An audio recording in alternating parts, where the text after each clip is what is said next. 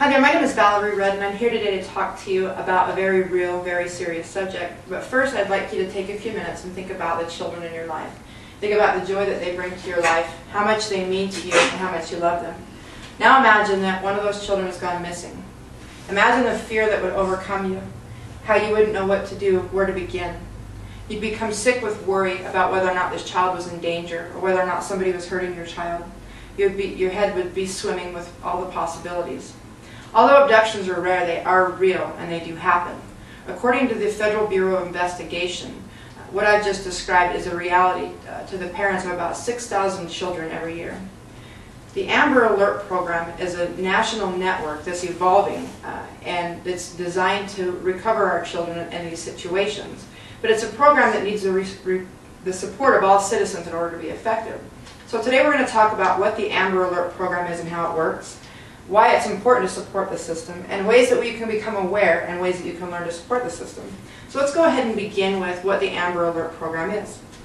Amber Alert stands for America's Missing Broadcast Emergency Response, and it was named after 9-year-old Amber Hagerman, who went missing in 1996. She was held captive and sexually molested for 2 days before finally being brutally murdered and having her throat slit. After the murder, a concerned citizen called a local radio station and suggested that in the event of a child abduction, that they broadcast the news to make all citizens aware, in the same way that they did a storm warning. The Amber Alert program is ran by the Amber Alert Coordinator. This is a federally mandated position that was codified by the PROTECT Act in 2003. The coordinator works with a panel that's made up of the Department of Justice, the Department of Transportation, the National Center for Missing and Exploited Children, national and local law enforcement, and national and local broadcasting agencies. According to the Amber Alert website, the coordinator and the panel all work together to assess and improve on the system nationally, to build relationships between local officials, local players, and nationally as well. They also seek to standardize the communication process that they use and their technology system so that when an alert has to go out, it can do so very fast and very effectively. They also seek to improve the communication amongst all the agencies so that we can better protect our children. The part that applies to us, and it's the ultimate goal of the Amber Alert program, is that when, in the case of a missing child, that they can send out an alert to as many people as possible, as fast as possible, and as widely as possible, so that we can be aware and be on the lookout to help recover these children. This is done through radio broadcasts, television broadcasts, telephone messages, internet, and digital messages that you'll see posted on boards. These messages will include information that law enforcement have that will help you identify the children and their suspected abductors. So now that we've talked about what the Amber Alert program is and how it works, let's talk about why it's important to be aware and to support the Amber Alert program. According to a study done by the State of Washington Office of the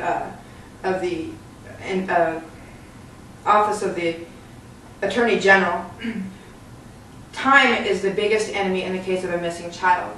In 76.2% of all child abduction murders, the child's murder happened within the first 3 hours of the abduction.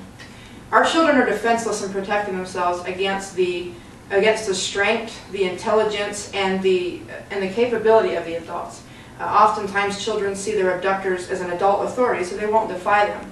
And when they've been abducted, they don't know where they are, they don't know what to do. So we need to take it upon ourselves to help these children out. The Amber Alert program effectiveness in protecting our children is only as effective as the level of involvement of all citizens. Think of it as a fish net. The more strands in a fish net, the smaller the holes and the less fish that can get by. So now that we've talked about why it's important to support the Amber Alert program, let's talk about some ways that we can be aware and support the program. If there's anything that I tell you today that you remember, please remember www.amberalert.gov. All the rest of the information I'll give you, you can find at this website, in addition to other information, anything you need to know about being aware of the Amber Alert program and how to support it. It has information, local and national information, on links, programs, and instructions. One of the most effective and fastest ways to alert people in the time of a child abduction is through wireless Amber Alerts. If you go to www.wirelessamberalert.org, you can register to receive text messages of Amber Alerts in up to 5 different area codes. Another way that they're getting the word out about Amber Alerts and child abductions is through social networks. On sites such as Facebook or Twitter, if you do a search for Amber Alert, you can download applications that will allow you to receive these warnings, and they'll also appear to other folks that can see your information. So now that today we've talked about what the Amber Alert program is and how it works, we've talked about the importance of making ourselves aware and supporting the program, and we've talked about some ways to do that. I want to leave you with this.